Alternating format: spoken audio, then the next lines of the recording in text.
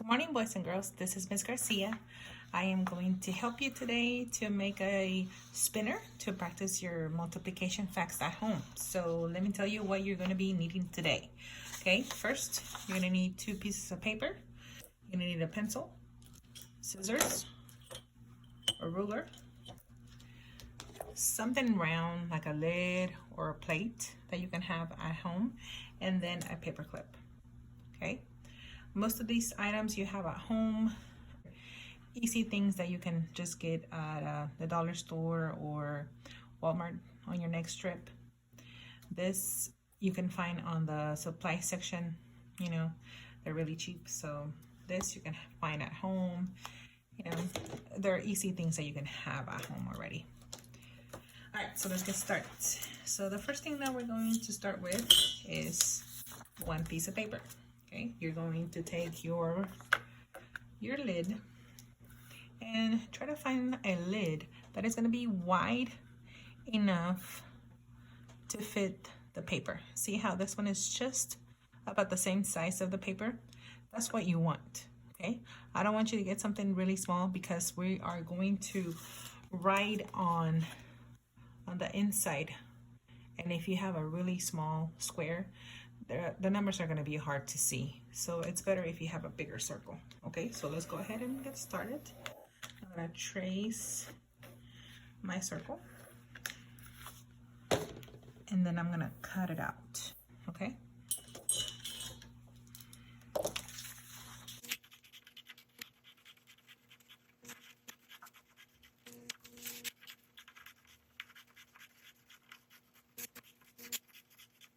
Okay, so there you have your perfect circle. All right, so there you go. And now you're going to fold it, okay?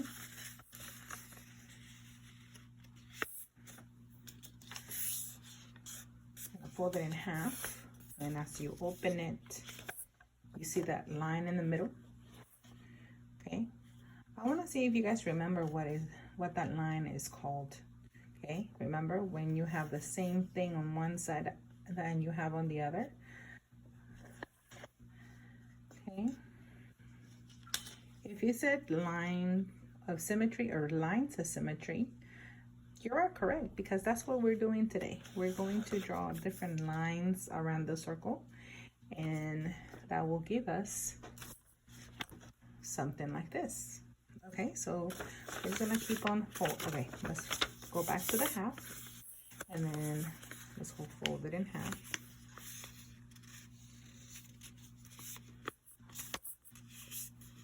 Okay, there you go. Look, if you look at it this way, this is an L shape. Do you guys remember what an L shape makes? What type of angle does it make? It starts with an R. A right angle. Very good. Okay, so now that we have this, we're gonna fold it again. And you're gonna have a little cone now. Okay, you're gonna fold it one more time. Make sure that you make it as flat as possible, and that your point, see this right here, is very, very nice and even. Okay, so now if you look at this from far, it starts to resemble a little triangle, right? We did spend a few days on different types of triangles, and we talked about, right triangles, acute triangles, obtuse triangles. We also talked about scalene triangles. We talked about isosceles and equilateral triangles. So do you guys remember what this type of triangle was called? Where you have 2 long sides, 1 short, and then all your angles are small or less than 90 degrees. Remember what that called? If you said scalene triangle, you are correct. Okay, and do you remember what the name of the small little angles are called when it's less than 90 degrees? Remember, we had right angles, obtuse angles, and acute angles. So what is this little angle called? If you mentioned acute angles, you are correct. Yay! Okay, so now let's open it up. And we should have now all of those nice, perfect lines of symmetry all around our circle. And now we're going to take our ruler and trace them. Okay. I'm gonna start with the one that gets my circle in half. And then this other line right here that makes it into fourths. If you do these two lines first, the way you work it out, it will be easier. Okay. Then I'm gonna go between those lines. And notice how most of my lines meet in the center of my circle, okay? Try to stay as close to the center as possible, because otherwise it won't come out right.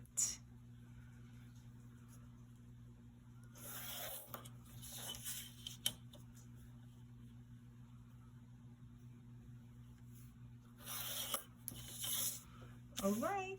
Oh no, see this, how this one's bigger than the others? That means I have to draw a line in there as well.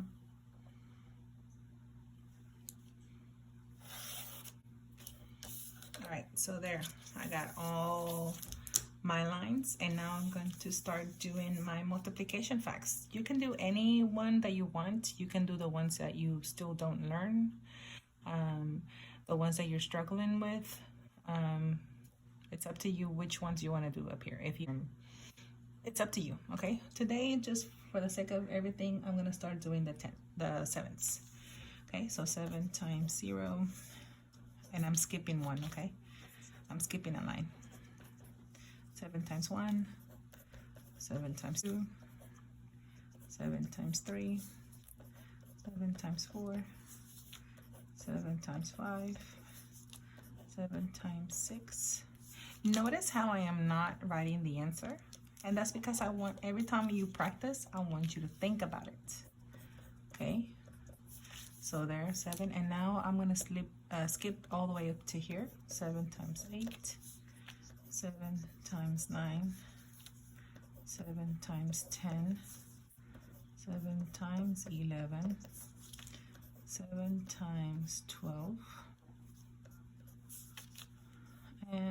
And then notice how I have 3 empty spaces right here. You can put in here any ones.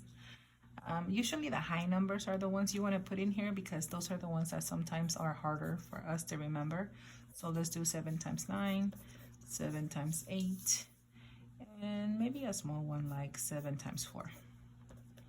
Okay, so now our whole spinner is complete.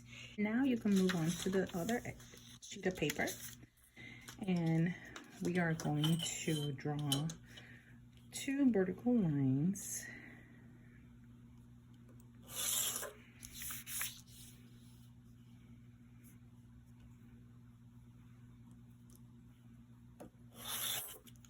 Okay, so that gives us 1, 2, and 3 columns. Okay, and now let's start writing 1 to 20.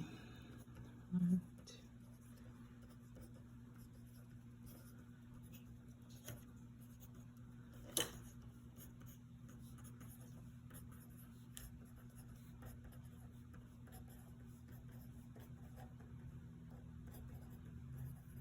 All right, and then now we can get our spinner, our paper clip, and our pencil. Okay, let's get started. Let's do it again. All right, we landed on 7 times 8.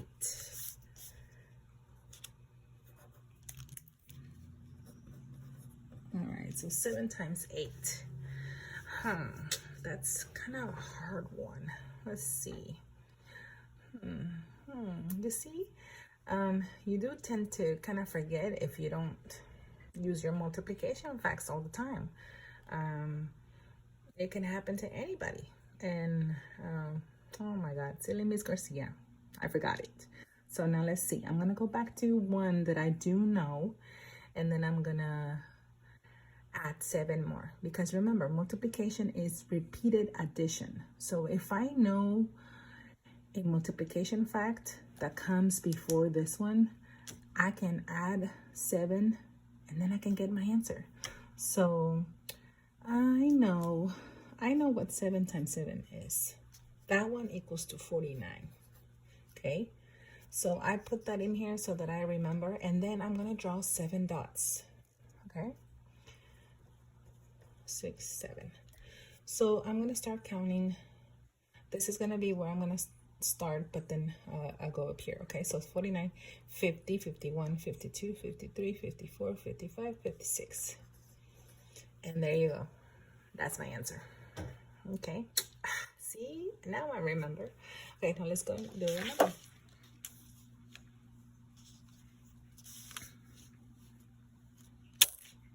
Seven times 2.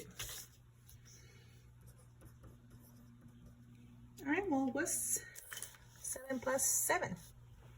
Because remember, again, multiplication is repeated addition. So if I add 7 plus 7, I get 14. 7 times 2 is 14. Awesome. Let's do a couple of more.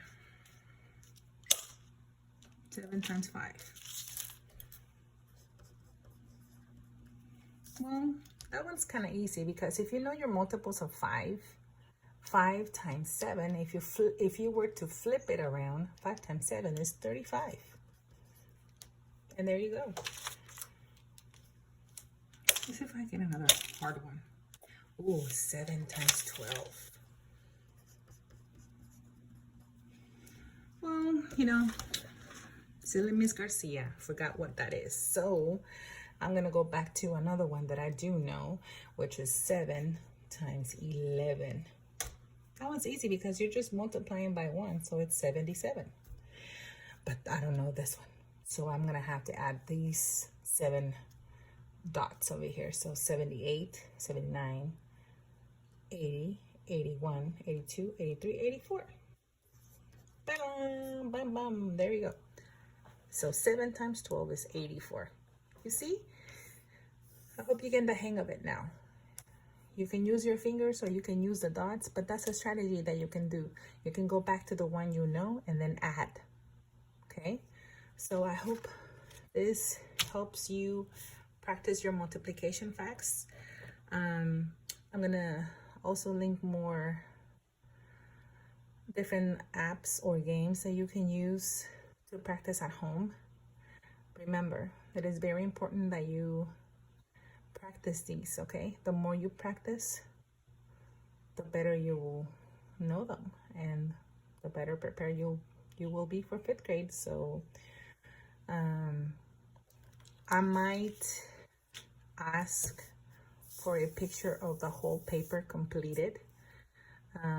So make sure you do this every day as your warm-up. So do your problem of the day and then do one of these per week. So let's say I made this one today. I'm gonna use this for the whole week. Okay.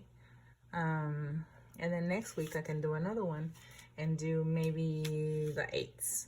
And then the following week I can do the 9s. Okay, so one of these spinners per week. Okay, because you know you need to practice, I would say at least a week like we did in school. And then on Friday I'll give you a time quiz or something to see if you really learned them. Okay, all right, so that's all for today. I will see you tomorrow and practice your multiplications. Bye.